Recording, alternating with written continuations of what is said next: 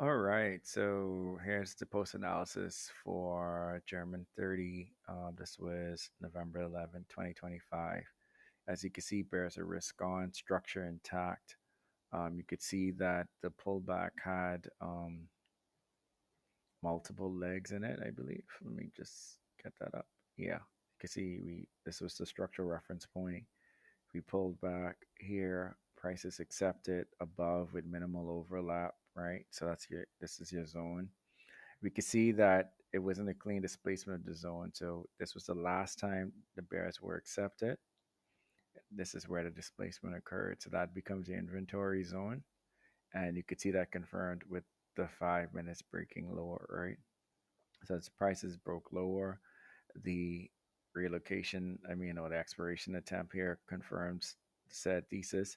Even though this is a pullback, this is not meaningful because we didn't gain back above the micro VWAP. So it's about the displacement inventory zone where counterflow was meaningful.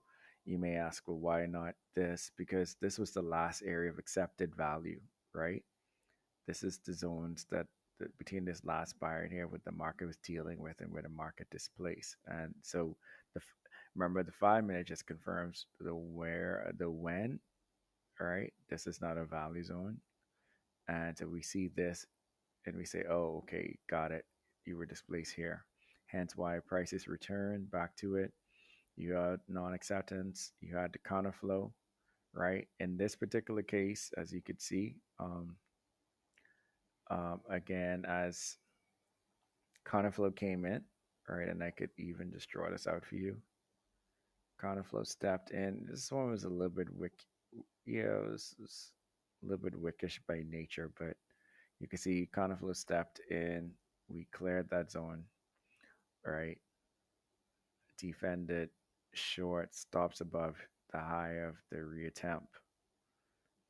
Shorts to the lowest. Why to the lowest? Because as you can see here, the 5 minute actually closed lower than its lowest close. Right, so that already confirms the thesis, and there was no secondary liquidity introduced. Right, that's the key. So without no secondary liquidity introduced, there's nothing to trap there. So hence the reason why we exit at the lowest, because the market more than likely will lead to rotation and rebalancing after that. Thanks.